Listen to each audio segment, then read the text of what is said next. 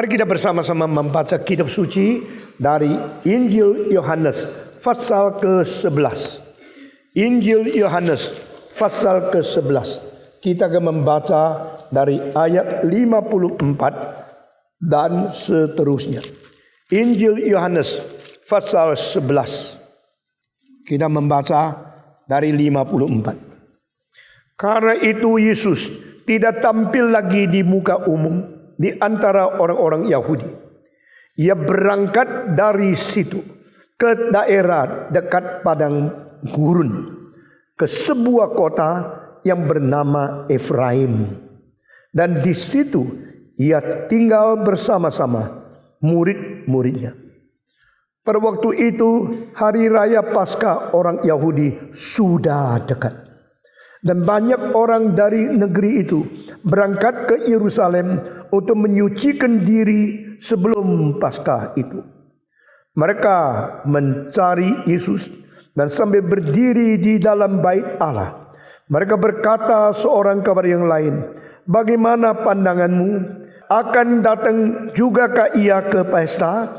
Sementara itu imam-imam kepala dan orang-orang Farisi telah memberikan perintah supaya setiap orang yang tahu di mana dia, yaitu Yesus, berada, memberitahukan kepadanya agar mereka dapat menangkap dia. Pasal 12. 6 hari sebelum Paskah, Yesus datang ke Betania, tempat tinggal Lazarus yang dibangkitkan Yesus dari antara orang mati. Di situ diadakan perjamuan untuk dia dan Marta melayani. Sedang salah seorang yang turut makan dengan Yesus adalah Lazarus. Maka Maria mengambil setengah kati minyak narwastu murni yang mahal harganya, lalu meminyaki kaki Yesus dan menyekanya dengan rambutnya. Dan bau minyak memerbak di seluruh rumah itu.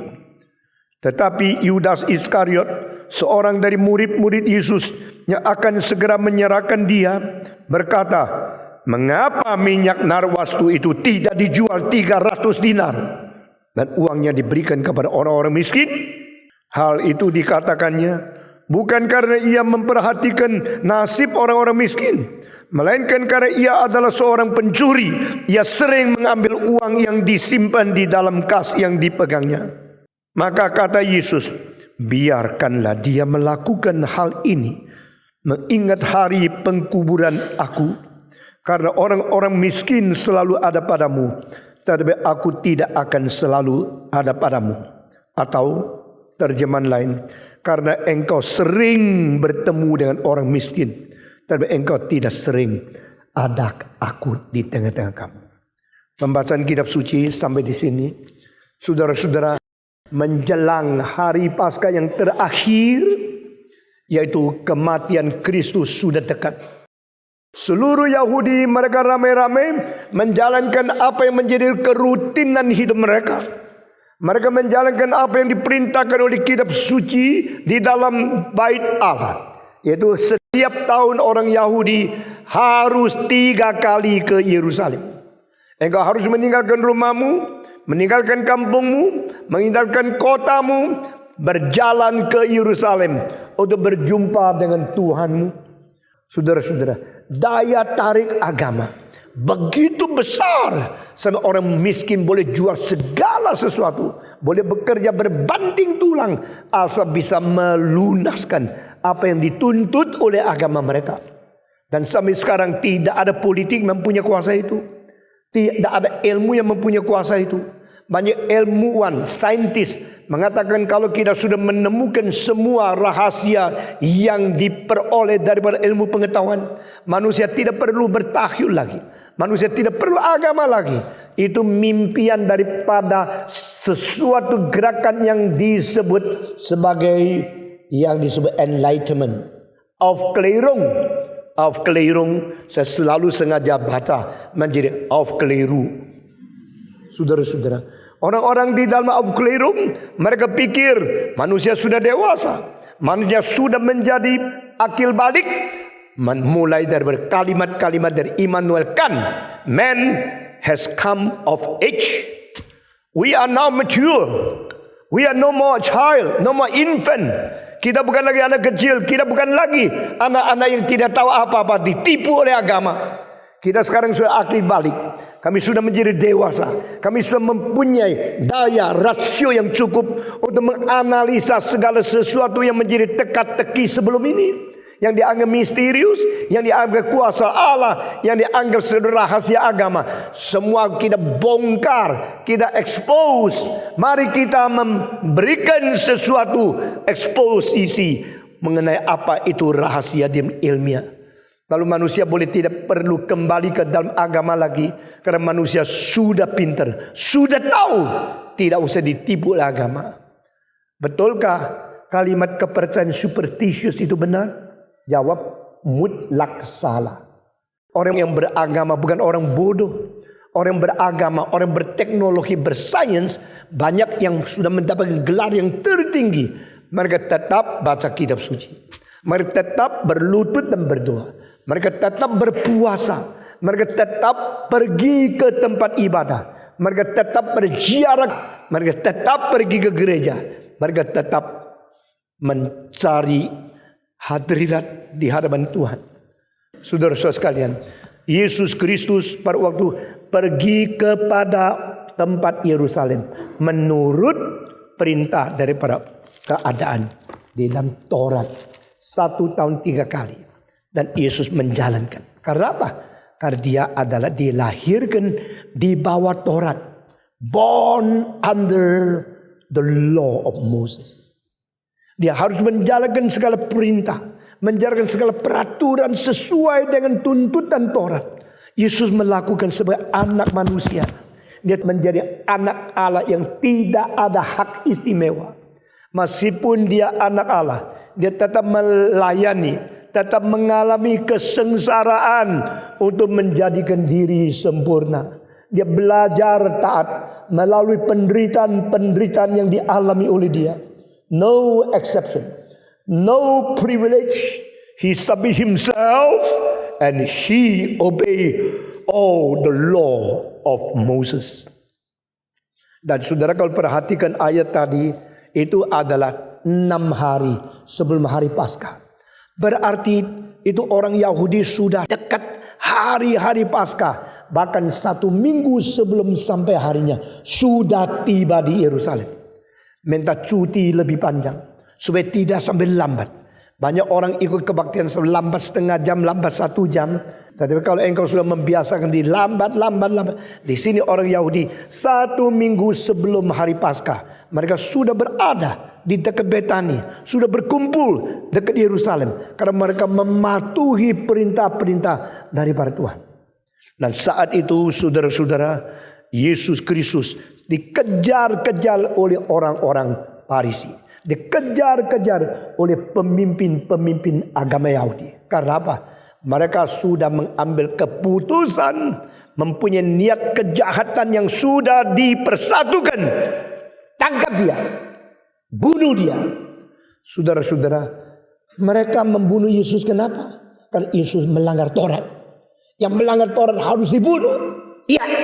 Bolehkah membunuh orang? Tidak. Siapa yang mengatakan tidak boleh membunuh? Taurat. Jadi ahli Taurat mau membunuh orang yang melanggar Taurat, dan yang membunuh sendiri melanggar Taurat. Ngerti? Melanggar Taurat yang mengatakan tidak boleh membunuh, untuk membunuh orang yang melanggar Taurat karena dia melakukan mujizat di dalam hari Sabat. Di dalam hukum keempat, engkau harus merayakan hari Sabat. Keep Sabbath, karena ini adalah perintah dari Tuhan. Karena Yesus tidak merayakan hari Sabat, dia telah melanggar Taurat, maka kita harus membunuh dia karena dia tidak taat kepada Taurat. Lalu membunuh dia, itu ada peraturan hukum ke-6, jangan membunuh. Jadi yang mana yang melanggar Taurat? Yang membunuh melanggar Taurat, hukum ke-6. Yang tidak menjalankan hari Sabat melanggar Taurat, hukum ke-4. Lalu Yesus betul-betulkah melanggar hari ke-7? Yesus betul-betul melanggar akan hukum yang ke-4? Tidak. Yesus Kristus justru memberikan istirahat yang sejati. menjadi sesuatu Sabat yang sungguh-sungguh. The true meaning of Sabbath is to get rest in the Lord. Boleh mendapatkan sukacita melalui istirahat, ketenangan, dan satu perdamaian, berdamai dengan Tuhan Allah. Ini ada the release, liberation. Ini satu perlepasan. Ini sesuatu kebahagiaan, mendapatkan sejahtera, berdamai dengan Tuhan melalui Yesus Kristus. Itulah sebab Yesus mengatakan, berdirilah kamu, angkatlah kasurmu dan berjalanlah. Hari ini aku melepaskan engkau. Sekarang aku memberikan perdamaian kepadamu. Tidak usah lagi menanggung kok yang engkau tidak bisa tanggung. Tidak usah lagi engkau menderita penyakit yang merongrong 38 tahun. Orang yang sudah dirongrong penyakit 38 tahun, hari ini disuruh Yesus Kristus bangkit, tenang, damai, engkau terlepas dari sakit. Itulah arti Sabat yang sesungguhnya. Tetapi orang Yahudi mempunyai pikiran begitu sempit, engkau melakukan itu pada hari ke-7. Inilah engkau melanggar Taurat. Justru Yesus memberikan makna Taurat, yaitu peristirahatan yang sejati. Saudara-saudara, engkau harus merayakan hari Sabat untuk mengingat nenek moyangmu pernah dibelenggu menjadi satu kaum yang seluruhnya diperbudak oleh Mesir di bawah Firaun. You should remember that your ancestor have been a tribe, have been a nation to be enslaved by the Pharaohs. Firaun telah memperbudak nenek moyangmu. Mereka telah memperbudak nenek moyang sehingga engkau di situ tidak ada sejahtera. Maka engkau sekarang aku keluarkan engkau. Aku melepaskan engkau keluar daripada perbudakan itu. Engkau boleh mendapatkan peristirahatan karena aku yang menyelamatkan engkau. Itulah artinya Sabat. Itulah artinya sejahtera, ketenangan, perdamaian diberikan oleh Tuhan untuk melepaskan kita dari belenggu, dari segala keadaan cengkeraman, daripada dosa dan perbudakan dari kejahatan. Tapi orang Israel tidak mau mengerti. Yang dipentingkan harinya, bukan maknanya. Saudara-saudara, jika engkau merayakan hari ulang tahun, saya tidak ngerti ada anak umur 2, umur 3. Wah, papanya bikin itu pesta hari ulang tahun gede-gedean. Padahal anak itu tidak ngerti apa-apa. Cuma tahu Pak Mi. Gitu, tahu. Tapi dibikin pesta besar. Saya sudah umur 71. Saya hampir tidak merayakan hari ulang tahun saya. Kecuali dipaksa tahun yang lalu. Katanya sudah umur 70 mesti bikin besar-besaran. Dan saya kaku-kaku ikut masuk ke dalam tempat yang merayakan satu. Lalu saya bersaksi sedikit. Saya tidak pernah membuat hari ulang tahun. Untuk apa? Yang penting ulang tahun. Bukan hari ulang tahun. Semua 1, 2, 3. Yang penting ulang tahun. Bukan hari ulang tahun. Yang penting makna hidup setiap tahun lewat. Bukan yang penting makan apa hari ulang tahun. Yang penting adalah mengerti setiap tahun dijalankan di rencana Tuhan. Bukan setiap tahun pestakan besar-besaran. Ada orang membuat pesta ulang tahun sampai pinjam duit, tidak bisa bayar-bayar. Ada orang bikin hari ulang tahun sebesar-besar sampai keker. Akhirnya suami istri tidak mempunyai hubungan yang baik. Untuk apa? Karena ibu mau pesta besar. Saya tidak mau pesta besar. Akhirnya ribut. Akhirnya rame. Sesuatu itu waktu pesta besar. Coba mukanya pakai topeng. Kelihatan bagus-bagus. Apa artinya? The meaning is the essence. The substance. The true meaning of that date. But not that day which is only 24 hours. Yesus berkata hari Sabat. Hari Sabat itu untuk manusia. Manusia bukan untuk hari Sabat. Wah, ini kalimat penting sekali. Ingat ya. Orang bilang administrasi penting, organisasi penting. Saya kasih tahu, administrasi untuk visi, visi bukan untuk administrasi. Organisasi penting untuk menunjang panggilan, panggilan bukan untuk organisasi. Saya tanya, gereja-gereja yang administrasi yang paling tinggi, paling rumit, yang paling sempurna di dunia, yang mana yang maju? Semua gereja yang jatuh, yang roboh, yang makin merosot, ternyata mereka mempunyai organisasi administrasi yang paling ketat, paling sempurna. Tapi no spirit, no fighting, no fire, no gospel, no effort, and no burden for the calling. Sudah tidak ada.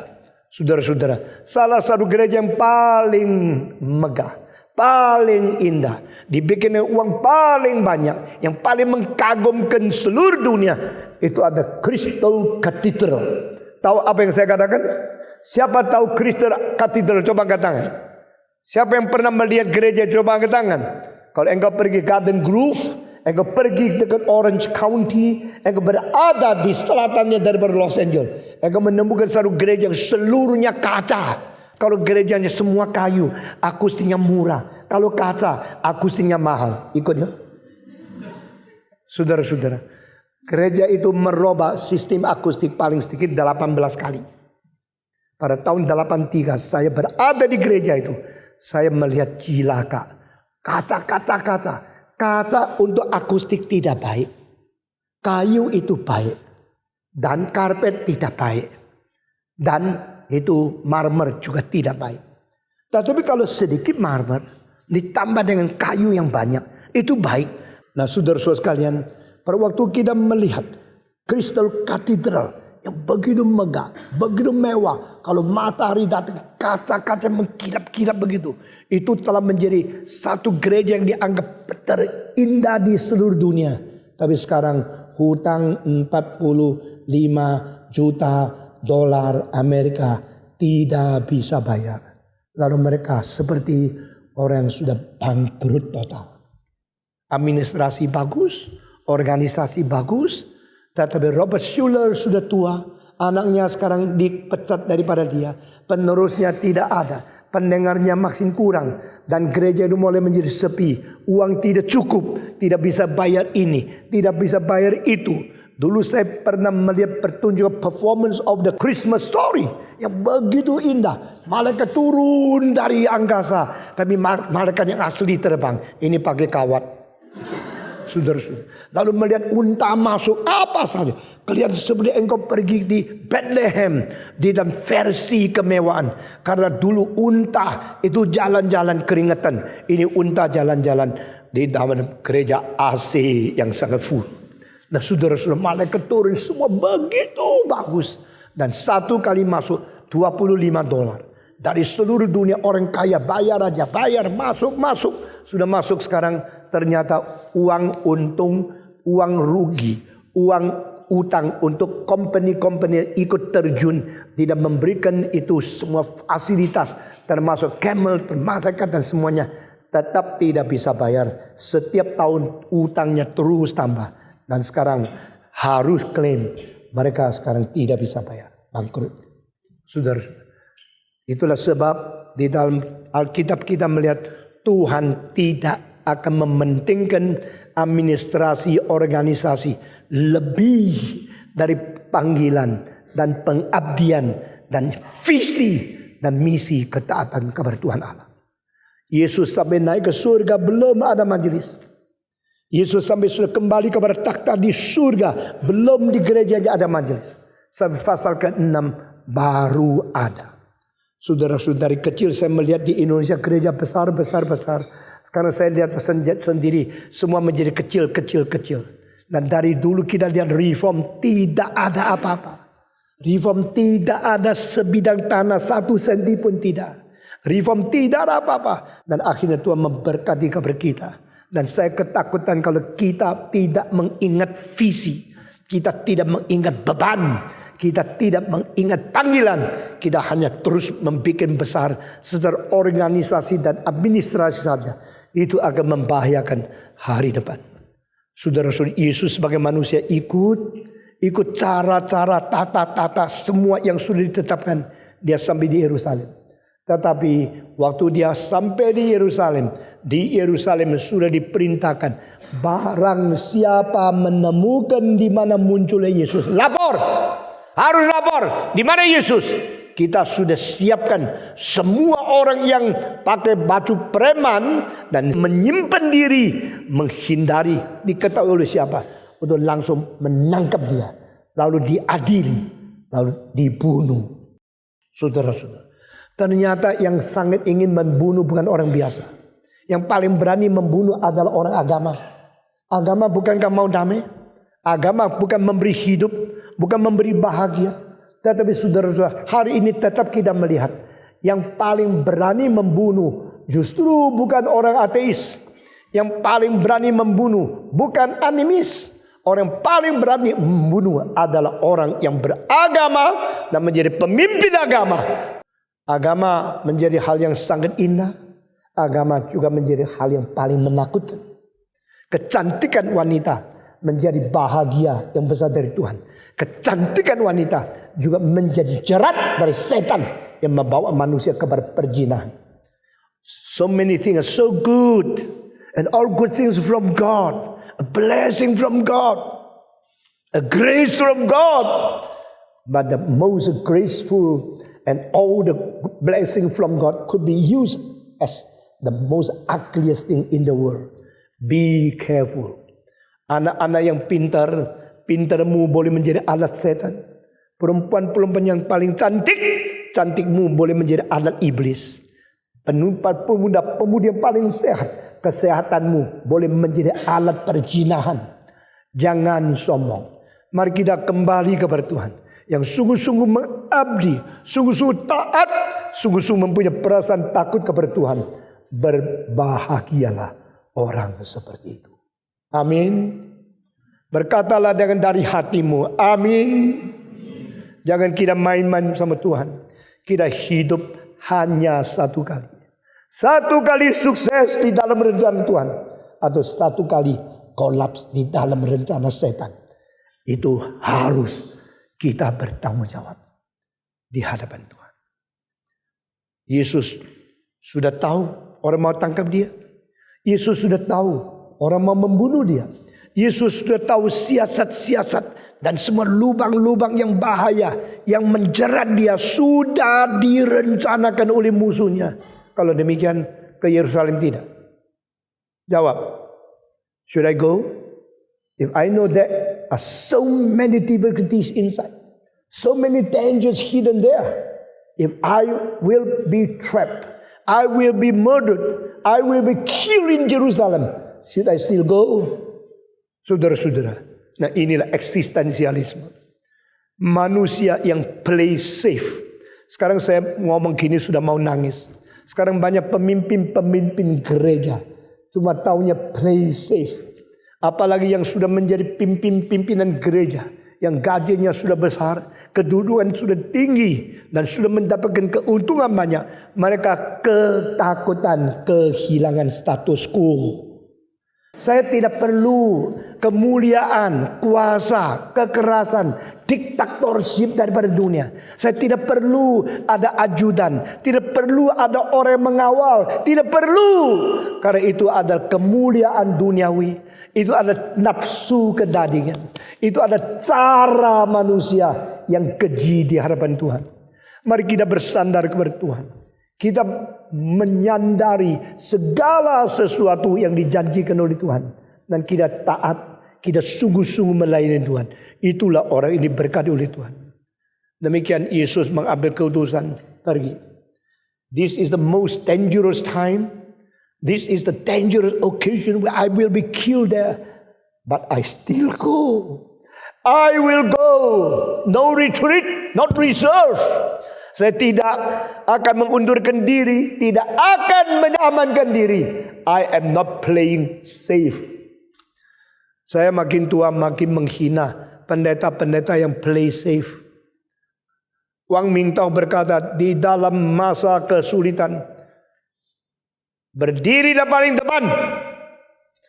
Di dalam keadaan keuntungan, sembunyilah di belakang. Saya membaca kalimat-kalimat itu, saya ingin nangis. And that is Christian character. That is a Christian personality. That is a Christian example.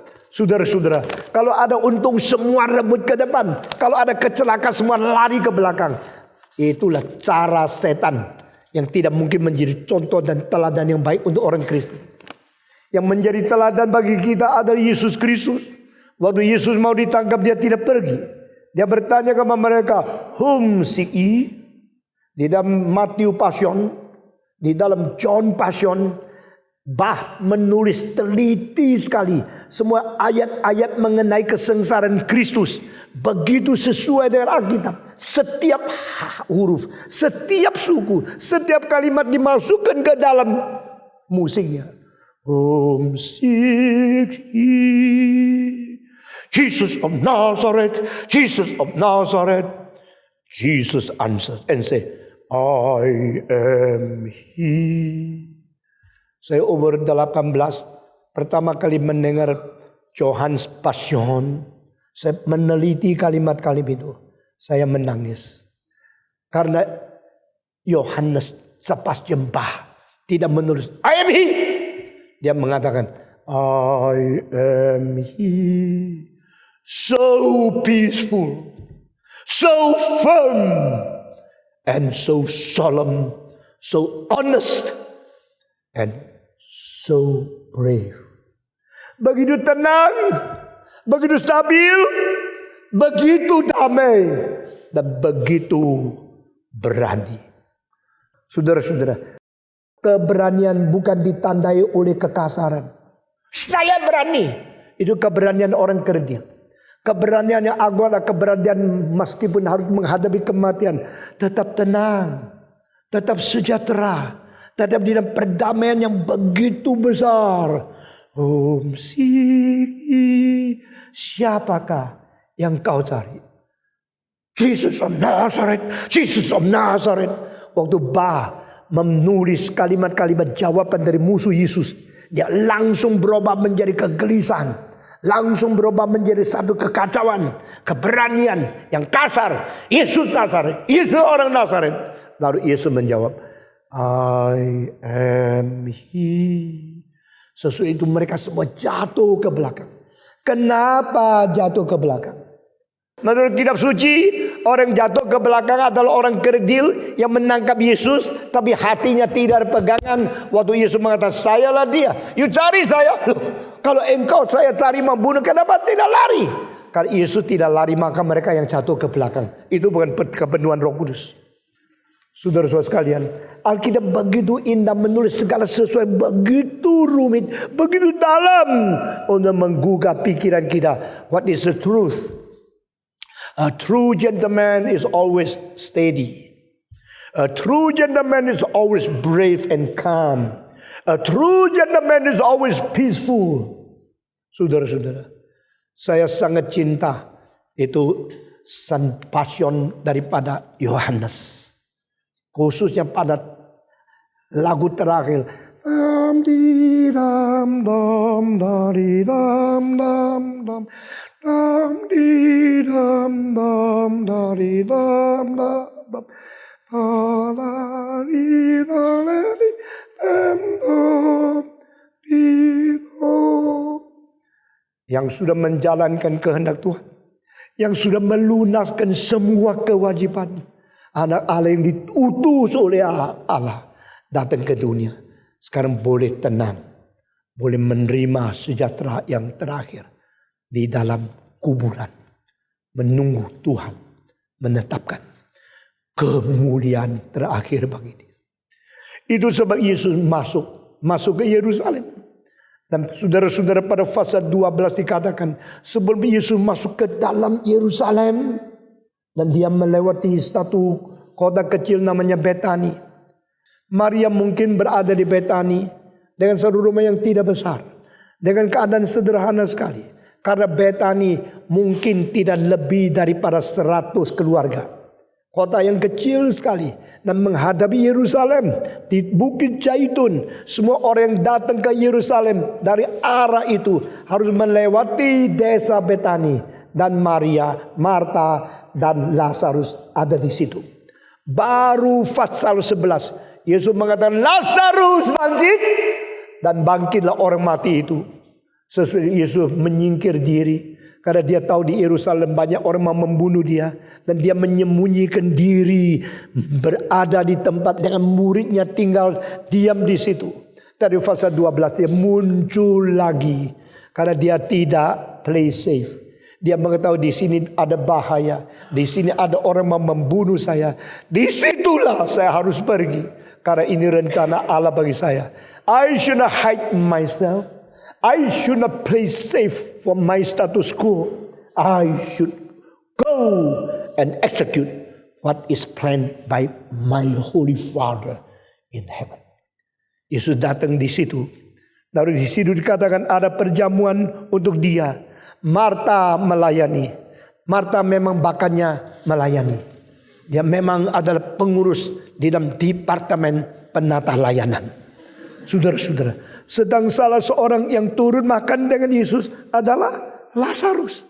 Nah, kalau memang di rumahnya Marta, ya tidak usah tulis dong. Lazarusnya ada di situ juga. Seorang yang makan bersama Yesus adalah Lazarus. Mungkin dia tinggal di sebelah, mungkin dia tinggal di seberang, mungkin dia tinggal di dekat, dan dia disuruh datang juga.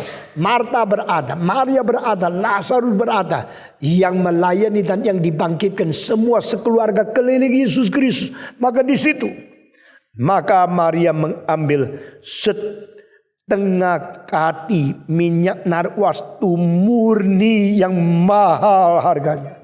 Kalimat ini kata adjektif. 1, 2, 3. Berapa besar? Minyak apa? Minyak yang mahal. Saudara tahu satu parfum yang disebut narwastu pada waktu itu harganya kira-kira berapa? Kalau 2 keping perak dari orang janda yang dipersembahkan ke dalam bait Allah, itu adalah kerja 1 hari dari pagi sampai malam. Upahnya itu 2 keping perak yang kecil. Saudara perhatikan sekarang tafsiran Alkitab. Jadi 2 keping perak itu sama dengan kerja 1 hari. Kalau di Singapura 1 jam kerja umpama dapat $22. Maka 1 hari kerja sampai 10 jam $20. Maka $20 dibawa pulang. Baru boleh memberi makanan untuk sekeluarga. Pagi makan umpama havermout. Siang makan itu hamburger. Malam makan nasi ayam Hainam yang umpama ya. Jadi itu $20 untuk 1 keluarga. Makan 3 kali. Itu namanya 2 keping perak. Saudara-saudara, kalau sekarang ada 3-4 orang makan nasi Hainam, mungkin sudah $15. Lalu siangnya hamburger sudah mungkin 4 orang sudah $15 lagi. Pagi havermout atau roti kira-kira ada $5. Ini begitu seluruh hari. Cukup makan untuk 1 keluarga. Itu nilainya 2 keping perak. Pada waktu orang janda itu memberikan 2 keping perak masuk dalam kota persembahan, Yesus melihat dari tempat yang jauh. Ada orang kaya, $30. Ada orang lebih kaya, $200. Tapi janda yang miskin itu bawa 2 keping perak yang kecil. Ting tang. Tak nyaring kok. Ting tung. Langsung tahu, time ya. Itu logam kecil ya. Iya, langsung dia kering. Malu itu. Tapi saudara tahu apa artinya 2 keping perak? Berarti uang untuk hidup 1 hari 1 keluarga. Perempuan janda itu pada waktu menaruh 2 keping perak, yang Yesus lihat bukan suaranya ting tong atau tong ting. Yang Yesus hiraukan bukan kecilnya besarnya, tapi Yesus melihat hari itu dia sama anak-anaknya tidak ada makanan sama sekali. One day's food, the money to feed the whole family of that day lost. Berilah kami hari ini makanan secukupnya. Perempuan itu berkata, aku beri kepadamu hari ini seluruh makanan sekeluarga.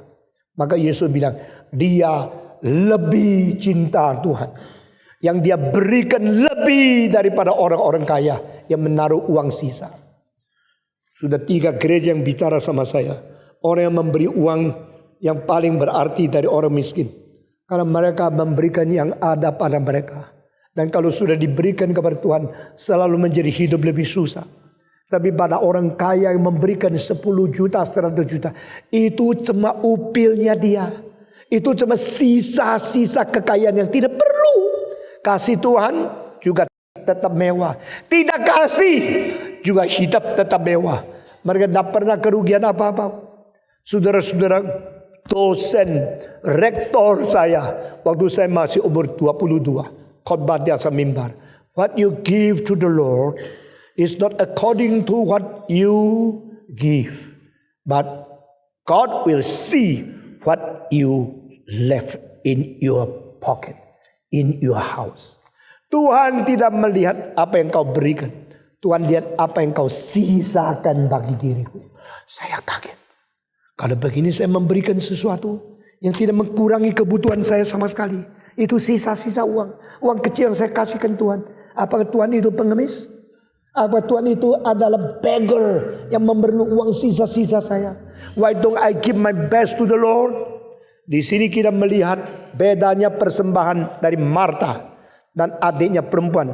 Di dalam bahasa Indonesia terbalik. Kitab suci bahasa Indonesia mengatakan Marta itu justru adik, Maria itu adalah kakak. Di dalam terjemahan lain, Maria itu adik, Marta itu kakak. Yang diberikan Marta adalah uang sehari-hari. Every day dia kasih uang, masak, kasih makanan, masak yang enak untuk Yesus Kristus. Setiap kali Yesus datang, dia kongseng-kongseng.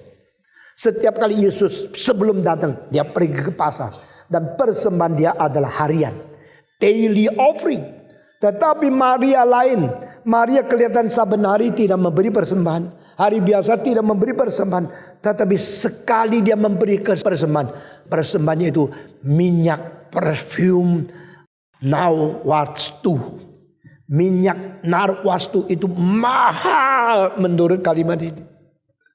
Satu botol minyak narwastu yang mahal. Itu sekarang diperkirakan adalah nilai kerja untuk 365 hari. Jadi Maria cara mempersembahkan sama Marta lain. Marta setiap bulan perpuluhan keluarkan. Uang setiap hari keluarkan. Dan dia melihat inilah satu hal yang rumlah. Tapi Maria tidak. Sifatnya dua saudara sama-sama satu keluarga. Satu kakak, satu adik, beda. Ada kakak yang saben hari mandi, adiknya seminggu sekali.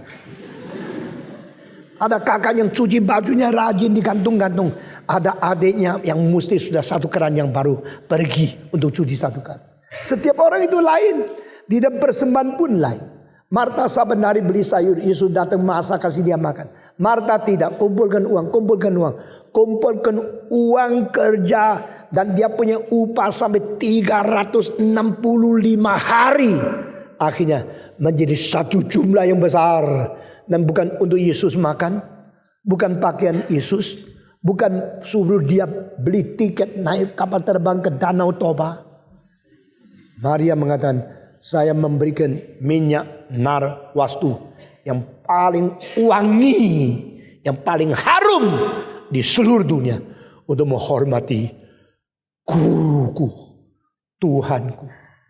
This is the most expensive perfume in the world. At that time, it takes 365 days of wages to buy one bottle of narwastu. Saudara-saudara. Dan dia tunggu. Dia tunggu bukan tunggu minggu lalu. Dia tunggu bukan minggu depan. Dia tunggu persis hari itu. Dan hari itu hari apa? 6 hari sebelum Yesus paku di atas kayu salib. Kalau Maria tunda lagi setengah minggu atau tunggu lagi setengah bulan, artinya sudah tidak ada. Kalau dia mengatakan enaknya ini persiapan untuk pernikahan saya, Yesus mati. Apa hubungan sama saya? Ya mati-mati sendiri. Saya kan perawan mau nikah. Saya perlu pakai yang bagus. Ini uang cukup untuk bikin saya seorang yang paling cantik di dalam pernikahan. Saya akan menjadi seorang yang paling mewah di dalam zaman ini, di kota ini. Mempelai yang paling menghiurkan orang lain. Tidak. My best is not mine. My best is for my Lord. Waktu dia pergi ke toko di Yerusalem, banyak orang yang jual barang-barang. Ada satu toko parfum, toko minyak wangi. Adakah yang bagus? Oh ini Tosca 4711. Oh ini adalah Estee Lauder. Ini adalah Tersaudi. Atau ini adalah minyak wangi macam apa, saya sudah lupa semua. Saudara-saudara, memang tidak hafal sih. Lalu ada yang lebih mahal. Ada. Cik, kamu mau yang berapaan? Yang paling mahal. Kenapa mesti paling mahal? Engkau masih muda. Biasanya orang yang beli yang paling mahal itu cewek-cewek yang sudah tua tetapi kepingin wangi. Itu yang pakai uang banyak. Dan suaminya kaya sekali. Konglomerat. Konglomerat bukan konglomerat. Tetapi kamu kan anak kecil baru muda, umur berapa sih? 25 atau 22? Belum nikah. Kenapa mau beli yang begitu mahal? Sudah jangan tanya. Saya mempunyai kekasih. Sudah ada pacar ya? Kekasihmu siapa? Itu rahasia. Saya mau memberikan yang terbaik untuk dia. No one knows who is that. No one knows the secret. But she knows my Lord is my master. My Lord was to be given the best of my life. Dia diam-diam bekerja 1 tahun. Dia diam-diam mengumpulkan gajinya 360 hari. Lalu dibawa kepada toko parfum. Membeli narwastu yang mahal sekali. Biasanya kalau parfum yang mahal, kotanya pun indah sekali bukan? Saudara-saudara. Minyak wangi yang mahal. Tak mungkin pakai botol Coca-Cola. Saudara-saudara. Minyak wangi yang mahal pasti desainnya lain sekali dari pabrik Perancis kah atau Italia kah atau kota-kota Spanyol kah yang paling anggun paling tinggi. Lalu ditaruh minyak wangi disimpan dengan begitu erat, tidak mungkin harumnya keluar. Itu dibawa dan itu pasti disegel dengan begitu ketat. Saya pernah melihat minyak wangi palsu. Itu botolnya yang sisa-sisa diisi lagi. Kalau dikasih tutupan.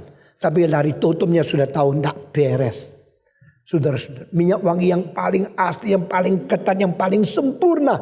Itu tak mungkin engkau mencium warna atau harum apapun dari dalam. Dan dia simpan terus.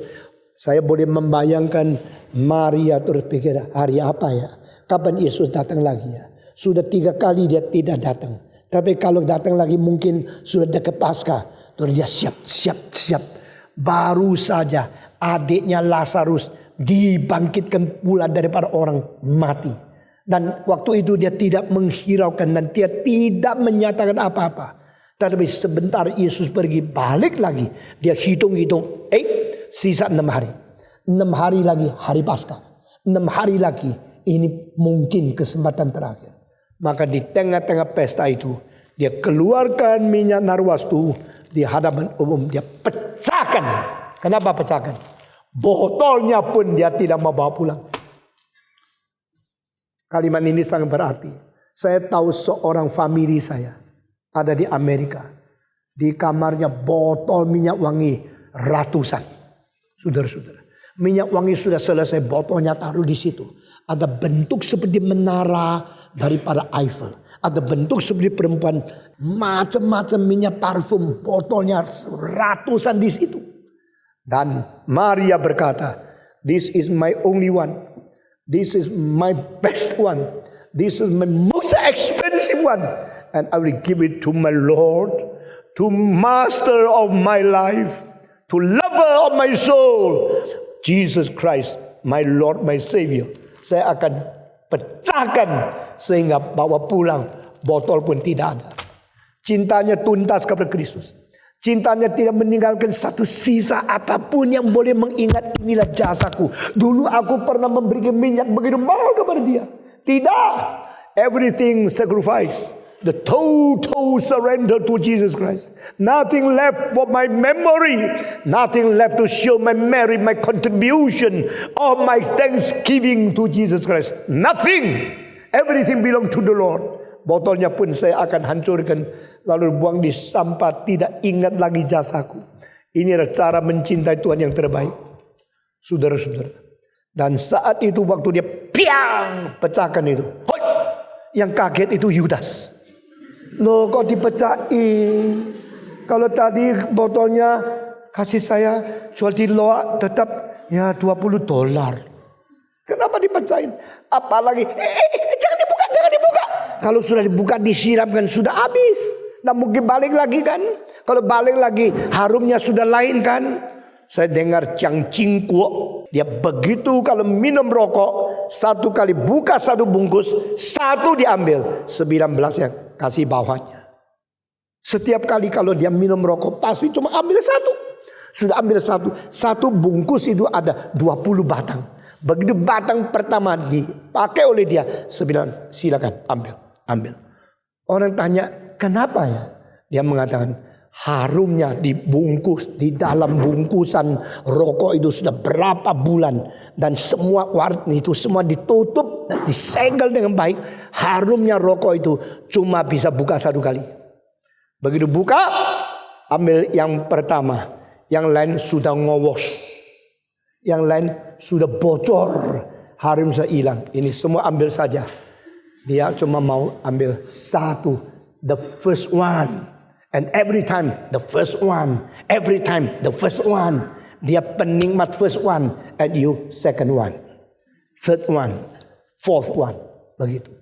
Maka pada waktu Yudas melihat Maria membantingkan, pecahkan botol itu, dia kaget sekali.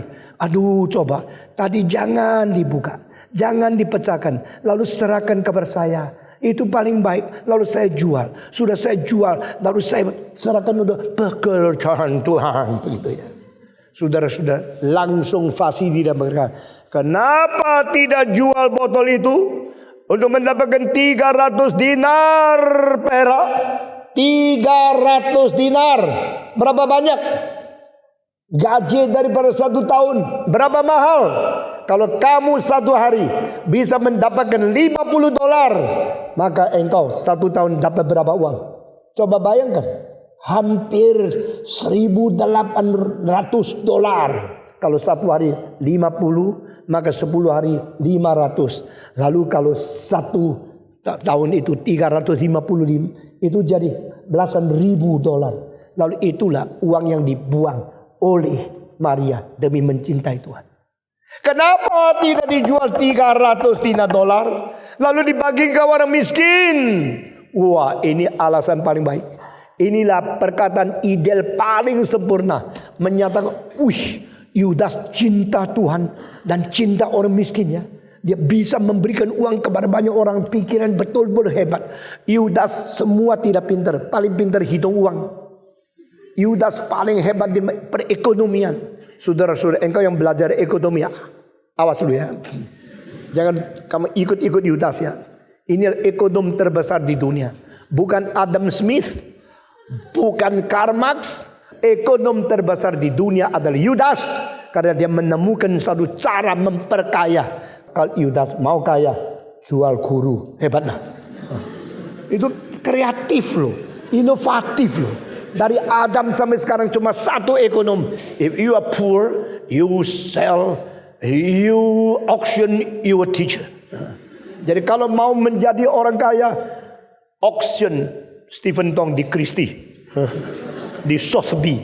Ini cara Yudas. Kenapa tidak dijual? Lalu ganti 300 dinar perak. Lalu kita bantu orang miskin. Yohanes yang tajam matanya, dan hanya Yohanes tahu. Dia mengatakan sebenarnya dia bukan memperhatikan orang miskin, tetapi dia adalah maling. Dan dia mau mendapatkan uang itu karena dia sering curi uang dari kas gereja. Saya maafkan kata satu kalimat seperti tidak hormat kepada Tuhan. Saya tidak mengerti mengapa dari pertama kekristenan sudah pilih bendahara yang salah. Yudas mengatakan, kenapa tidak dijual? Kok dipecahkan? Sayang kan? Itu bisa dijual, lalu bisa dibantu kepada orang miskin. Ratusan orang pengemis dapat pertolongan. Wah, kalau dengar kalimat ini, Yudas berjiwa dermawan. Yudas berjiwa begitu cinta kasih ke orang miskin. Ini murid Yesus yang paling bagus. Tetapi penilaian dari Yohanes, no. He's not like that. If you listen to his speech, he's so kind. He's so loving kindness. He's so have mercy on the poor. But actually I know he always steal the money from the treasure. Dia selalu mencuri uang daripada kas gereja. Saudara, sekali lagi saya berkata, kalau saya mengatakan ini seperti saya kurang hormat kepada Yesus. Mengapa dari permulaan Yesus menyerahkan uang kepada orang yang tidak jujur? Mengapa Yesus memilih seorang bendahara yang tidak beres?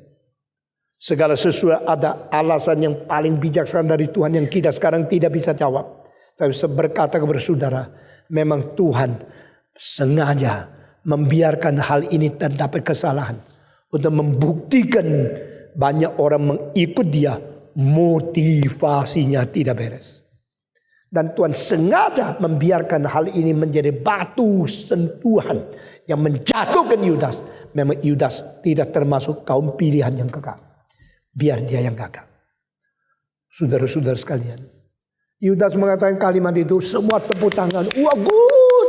Kalau sudah tepuk tangan, akhirnya pencuri yang dipuji, yang mencintai Tuhan yang dicela. Ini kecelakaan.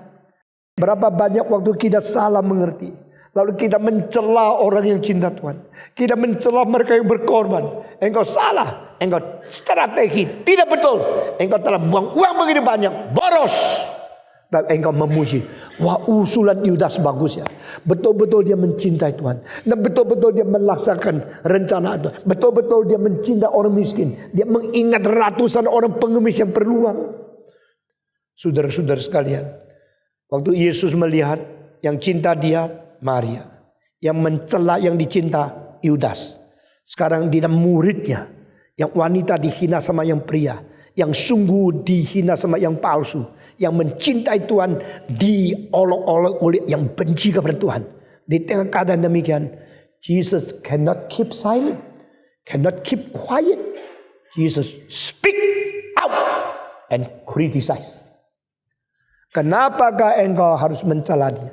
Biarlah Maria memecahkan botol ini. Biarlah Maria memberikan minyak wastu kepada aku. Biar dia memakai uang begitu banyak. Itu bukan pemborosan, saudara-saudara. Yesus membela Maria karena dia cewek. Yesus membela Maria karena dia lebih kecil, lebih lemah. Yesus membela Maria bukan karena dia membela manusia. Dia membela kebenaran dan kejujuran. Apa sih harganya? Waktu Maria memecahkan botol itu, mengalirkan minyak narwastu sesuai itu dia pulang. Apa untungnya sih? Nothing gain. She lost everything she had. Lost everything he saved for year and now becomes nothing. Hanya menjadi wangi-wangian di kamar itu. Besok wangian hilang. Besok Yesus kembali. Kena debu lagi. Wanginya juga mulai luntur. Tidak ada lagi. What did Mary gain? He gained nothing. She gained nothing in his life after the sacrifice like this. Tidak ada untungnya. Lalu dia sudah mati-matian mempersiapkan sampai 1 tahun menghimpun uang yang dia untung dan sekarang dipecahkan bagi Kristus. Yang dia peroleh bukan pujian. Yang dia peroleh adalah kritikan dari orang yang lost nothing, save nothing. Orang yang beri consecration nothing. Orang yang memberi offering nothing. Sama outspoken criticism. Di dalam gereja ada orang cinta Tuhan tapi dimarahin. Ada orang yang tak pernah cinta Tuhan cuma marahin orang lain. Siapakah engkau? Hari ini saya menganalisis bagian ini. Masih ada banyak rahasia di dalam saya belum mengatakan. Saya akan mengatakan di dalam 2 menit selanjutnya. Maria dengan hati yang sungguh-sungguh mencintai Tuhan. Dan dia begitu peka. Dia tidak tunggu 1 minggu lagi.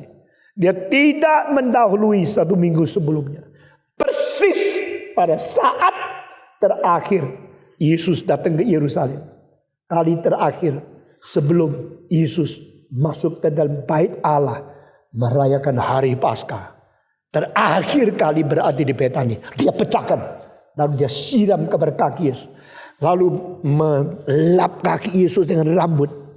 You boleh bayangkan Maria pasti rambutnya banyak. Kalau dia rambut pendek, gendul-gendul, tidak mungkin melap. Maka dengan rambut yang panjang dia melap kaki Yesus Kristus dengan air mata karena dia cinta Yesus. Saudara tahu kenapa waktu itu? Why 6 days before? Why not another 12 days? Why not before that day 2 weeks? Kenapa exactly pada saat itu? Karena saat itu dia mempersiapkan Yesus naik kayu salib. Kalau Maria tunggu 1 minggu lagi, Yesus sudah mati. Sesudah mati, memberikan narwastu kepada mayat tidak ada gunanya. Saudara tahu apa arti sesungguhnya daripada pengurapan ini? Maria dipakai Tuhan menjadi imam besar, melantik Yesus sebagai imam. Saudara-saudara, Yesus sebagai anak manusia yang tidak ada apa-apa, lahir di palungan, seumur hidup miskin, besar di keluarga tukang kayu, tidak memiliki harta apa-apa, dan orang Farisi tidak menghargai dia. Semua imam besar tidak mengaku dia. Dari Nazaret bisa menghasilkan apa? Coba tanya. Selidiki, di Galilea tidak pernah ada nabi. Yesus adalah nabi? Yes. Yesus adalah imam? Yes. Yesus adalah raja? Yes. Because he was the priest. Maka dia berdoa syafaat. Ampunilah mereka ya Bapa. Karena apa yang mereka berbuat mereka tidak tahu. Yesus adalah raja. Maka dia panggil the son of David. The son of David. The descendant of David. Singular, not the plural. Yesus adalah anak Daud. Karena dia adalah raja. Yesus adalah nabi. Yes. Because he speak out the preaching and the word of God. The most outspoken representative of the word, represent the revelation of God in reality, in his person. Yesus adalah nabi, Yesus adalah imam, Yesus adalah raja. Yesus adalah raja. Siapa yang mengurapi? Allah sendiri. Di mana? Di dalam Mazmur pasal 2. Engkau adalah raja yang kuurapi hari ini. Engkau anakku di atas bukit Sion. Saudara-saudara, Yesus adalah imam. Itu diurapi oleh siapa? Diurapi oleh Yohanes Pembaptis pada permulaan. Waktu Yohanes memberikan tuangan air membaptiskan Yesus Kristus. Maka saat itu Roh Kudus turun mengkonfirmasi pengurapan itu. Tapi Yesus adalah imam yang harus dilantikkan oleh manusia sebelum naik ke atas kayu salib. Tuhan memakai Maria untuk mengurapi Yesus Kristus. Pada waktu Maria memecahkan minyak itu, lalu Yudas mengatakan, Kenapa tidak dijual? Dia tidak cinta Tuhan, tidak memberi persembahan, cuma tahu ngomel. Saudara jangan lupa ya, kalau engkau cinta Tuhan pasti ada orang ngomel karena dia rasa engkau menyaingi dan dia iri sama kamu. Barang siapa yang suka kritik orang lain mencintai Tuhan, pasti hatinya ada iri, setan bekerja. Saudara jangan menjadi kecewa. Saudara jangan menjadi putus asa. Saudara jangan menjadi lesu karena cintamu dikritik oleh orang lain. Siapa yang mencintai Tuhan, orang itu diketahui oleh Tuhan Allah. Siapa yang mencintai Tuhan, orang itu tidak diiri oleh orang lain yang juga cinta Tuhan. Tapi orang yang sudah cinta Tuhan diiri oleh orang lain, yang iri pasti memberikan kritikan kepada dia. Saya sebagai pimpinan dari pergerakan ini, kadang-kadang saya lihat pendeta dan pendeta, penginjil dan penginjil, anak sekolah teologi dan anak sekolah teologi. Kalau saya puji satu, semua serang dia. Saya sudah tahu ini kerdil-kerdil yang tidak ada hati yang lapang. Kalau orang mencintai Tuhan, orang lain mulai menjepit dia. Saya sudah, ini orang tidak bisa dipakai Tuhan secara besar-besaran. Orang yang hatinya lapang, orang yang memuji Tuhan. Kalau ada orang lebih ganteng dari kamu, engkau rasanya apa? Engkau rasanya cilaka, gua ada laku kalau begitu. Kalau orang lebih ayu dari kamu, engkau rasanya apa?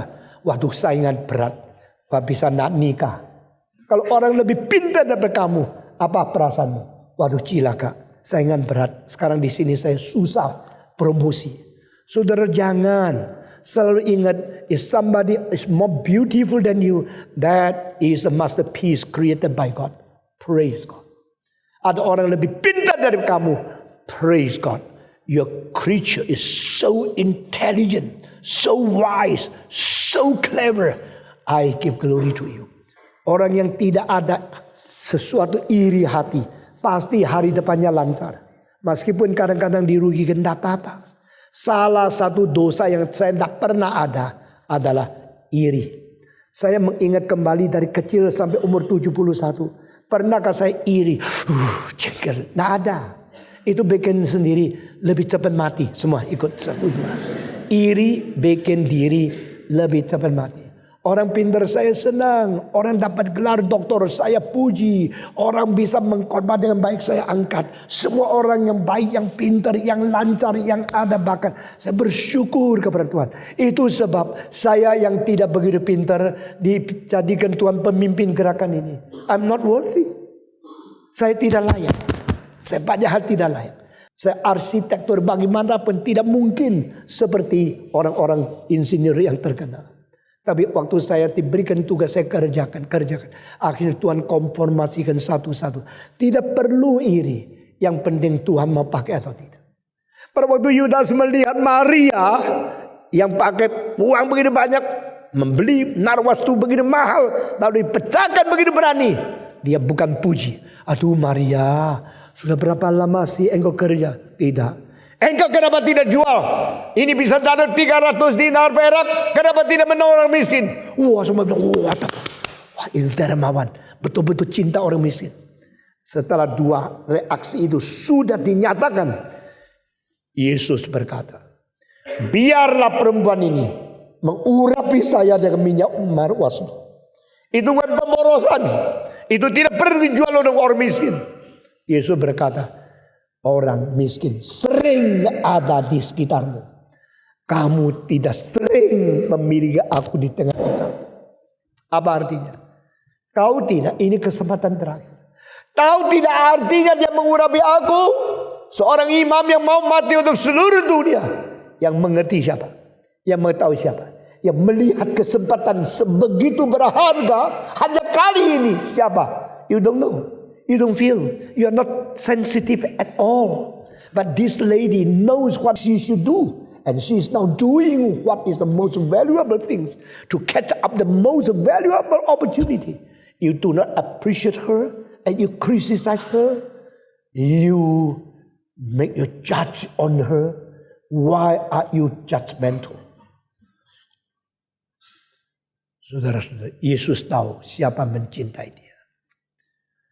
Truly I say unto you, where in the coming time of the future, in everywhere in the world, when the gospel is preached, they will mention about this lady. Di mana saja Injil dikabarkan di seluruh dunia sampai akhir zaman, pasti orang akan mengingat perempuan yang sekarang memberikan persembahan ini kepada saya. Saudara-saudara, peristiwa ini sudah tenggelam di dalam sejarah 2000 tahun yang lalu. Tapi makna cinta Tuhan yang berkorban untuk wangi sebelum Yesus naik ke atas kayu salib. Dia menikmati keharuman yang paling besar selama hidup. Yesus 33 tahun setengah mana mungkin mempunyai kesempatan menerima keharuman yang hanya ada pada istana. Yesus yang tadinya sudah begitu sengsara, hidup 33 tahun setengah di dunia ini. Kapan lagi dia mendapatkan kehormatan setinggi ini? Yesus setelah naik ke salib dan dikuburkan, dia kapan lagi mempunyai kesempatan seperti ini? She is right. She give the best of her to me. You shouldn't criticize him. And I tell you, she will be praised in all over the world.